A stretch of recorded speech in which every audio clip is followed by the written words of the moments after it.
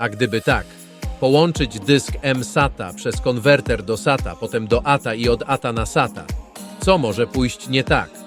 Przekonajmy się.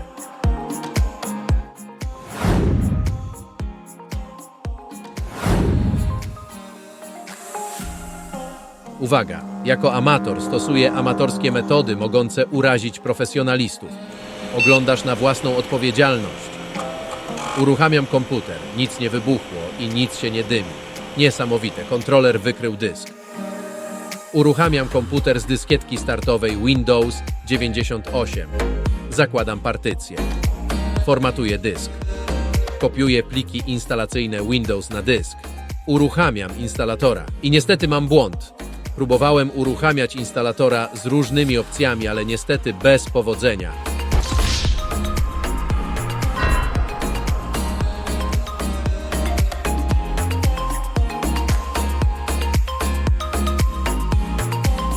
Nie poddaję się, uruchamiam instalator Windows 2000. Sterowniki kontrolera SATA mam na dyskietce.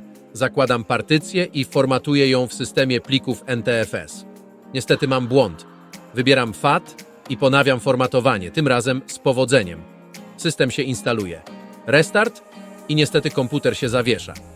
Próbowałem instalacji z różnymi sterownikami SATA. Niestety nie udało się zainstalować z powodzeniem systemu. Czas na Windows XP. Instalator ładuje się, ale mam problemy ze sterownikami do kontrolera SATA. Teraz dla odmiany instalator nie może skopiować sterownika z dyskietki. Dzieje się tak zarówno w wersji Professional, jak i Home Windows XP.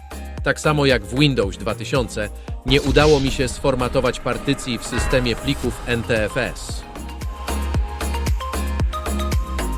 Nie poddaję się. Przygotowałem płytę instalacyjną ze zintegrowanym sterownikiem SATA. System instaluje się, restart i znów nie działa. Zmieniam na szybko płytę główną na taką z procesorem Pentium 3. Także nic z tego. Idę na całość, podłączam płytę z procesorem Core Quad. Dysk podłączam tym razem bezpośrednio do płyty głównej. Po raz kolejny instaluję Windows XP, który to już raz dzisiaj, restart i niestety tym razem błąd odczytu dysku. Podsumowując, jak dla mnie wygląda na to, że coś się pomieszało z adresowaniem LBA przez te wszystkie konwertery. Ale przynajmniej się nie poddaję. Ale uczciwie mówiąc, ten eksperyment był trochę jak walka z wiatrakami. Dużo hałasu, trochę zamieszania, ale w końcu nic. Ale hej, przynajmniej mam nową opowieść do opowiedzenia na imprezach geeków, prawda? Dzięki za oglądanie i zapraszam na kolejne filmy. Cześć!